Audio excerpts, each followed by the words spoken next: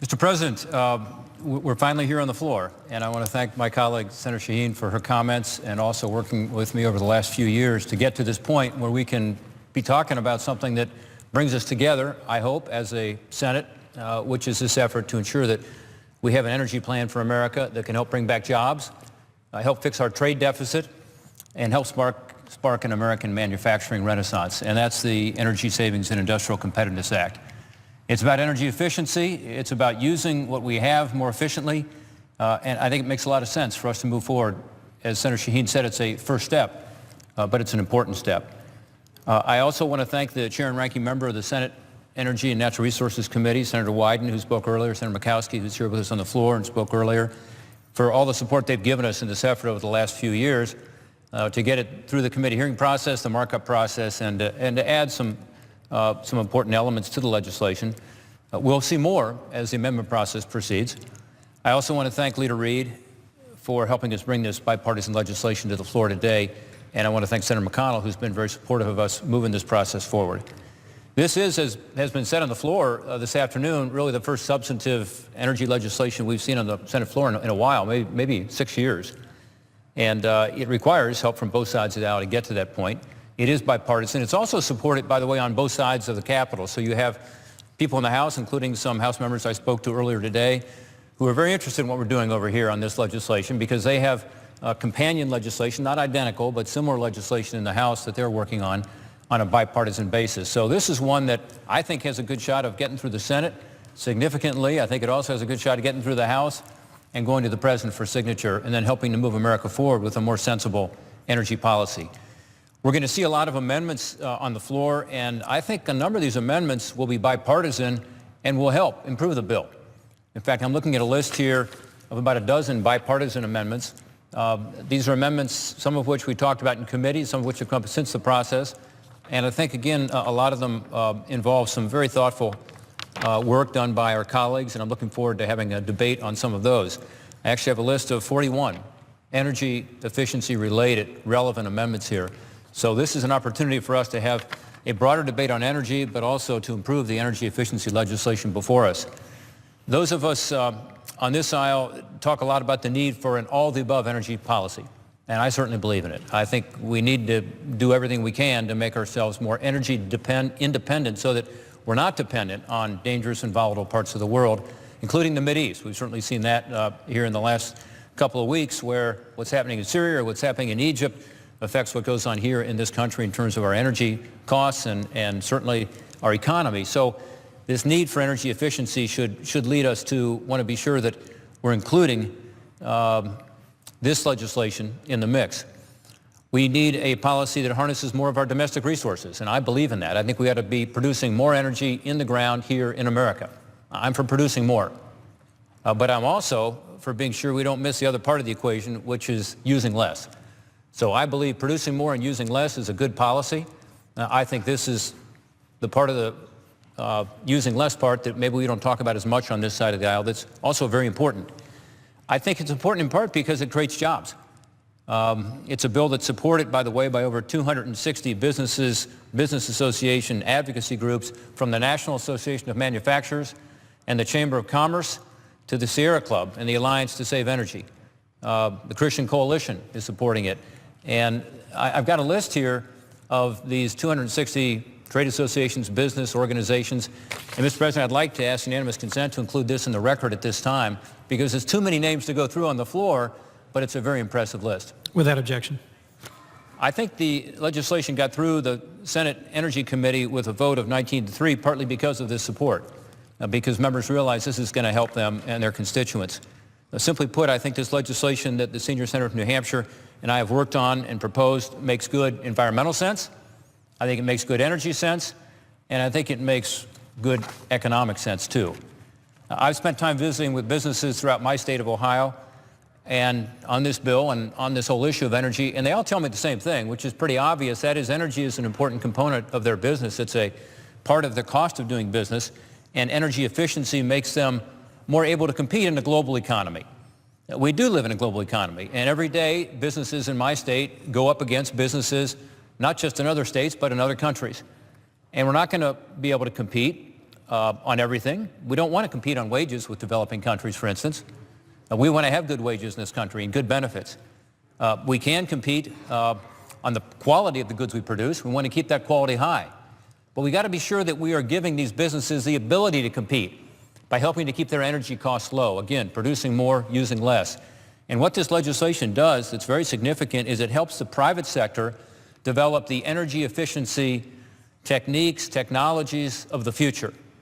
We make it easier for employers to use tools that will reduce their costs, enabling them to put those savings toward expanding jobs, plant, and equipment, hiring new workers. The proposals contained in our bill are really common sense reforms we've needed for a long time. The bill contains no mandates. Let me repeat that. There are not mandates in this legislation on the private sector, period. In fact, many of our proposals come as a direct result of conversations we've had with folks in the private sector about how the federal government can help them to become more energy efficient and save money that they can then reinvest in their businesses and their communities. Here's a brief overview of some of the major parts of the legislation, some of which have been already described ably by my colleague from New Hampshire, but I just want to review it quickly. First, it does specifically help manufacturers. It reforms what's called the Advanced Manufacturing Office at the Department of Energy by providing clear guidelines on its responsibilities, one of which ought to be to help manufacturers develop energy savings technologies for their businesses. And this is a shift we think is important. We think they've gotten away from that a little bit, the Department of Energy. We need to be sure they get back to it. It facilitates the already existing efforts of companies around the country that are trying to implement cost-saving energy efficiency policies by streamlining the way government agencies in this arena work with them. It also increases partnerships with national labs. The national laboratories have a lot of great research we'd like to be sure is commercialized and shared with the private sector. Also, it increases partnerships with energy and service technology providers and the national labs together to leverage private sector expertise toward energy efficiency goals. The legislation strengthens the model building codes so that builders in states that choose to adopt them will have the most up-to-date energy efficient codes that are available anywhere, best practices. It also establishes university-based building training and assessment centers. Industrial assessment centers are located around the country. There's one in Dayton, Ohio. I've had the opportunity to visit with one of the researchers there recently who was out working with mid-sized, smaller companies on helping make them more energy efficient. They're strongly supportive of this legislation because they want to expand the good work they're doing to be able to help more businesses to be more energy efficient, be more competitive, add more jobs. These centers also, under our legislation, will be helping to train the next generation of workers in energy efficient commercial building design and operation. Not only will these programs save energy, but they'll also help provide our students and unemployed workers who need these skills with the skills they'll need to compete in this growing energy field. To repeat, this bill is not about forcing companies to become more energy efficient or imposing mandates. It's about incentives, and it's about giving these companies the help they're asking for. And we can do it, by the way, at no additional expense to the taxpayer. Why? Because the cost of this legislation is fully offset. In other words, we change other programs at the Department of Energy to pay for the cost of this legislation. According to the Congressional Budget Office, it has no impact. It's deficit neutral. But in fact, it will save taxpayers money, because all of us as taxpayers will save money because of another provision of the legislation, and that's because we go after the largest energy user in the world to try to make them more efficient. That's the United States government. We want to be sure the United States government starts to practice what it preaches, because as it talks to the rest of us about the need for more energy efficiency, we find that at the federal government there are lots of opportunities to make them less wasteful, more efficient. It directs the Department of Energy to issue recommendations that employ energy efficiency on everything from computer hardware to operation and maintenance processes, energy efficiency software and power management tools. Senator Wyden had some good examples earlier of some of the waste in the federal government that this bill will go after. So this is smart because it's the right thing to do in order to save energy, but also it helps taxpayers because it's going to reduce the costs at the federal government. It also takes a really interesting common sense step of allowing the General Services Administration to actually update the building designs they have to meet energy efficient standards that have been developed since these designs were finalized, some of them many years ago, and they can't update them. So we certainly want to be sure the new federal buildings that are being constructed are using the most up-to-date efficiency standards. This legislation permits that to happen. The government's been looking for places to tighten its belt. This is one. Energy efficiency, I think, is a great place to start. All this adds up to a piece of legislation that Americans across the spectrum can support. It's fully offset. It contains no mandates. It requires the federal government to be more efficient. According to a recent study of our legislation, in 12 years, by 2025, Shaheen Portman is estimated to aid in the creation of 136,000 new jobs.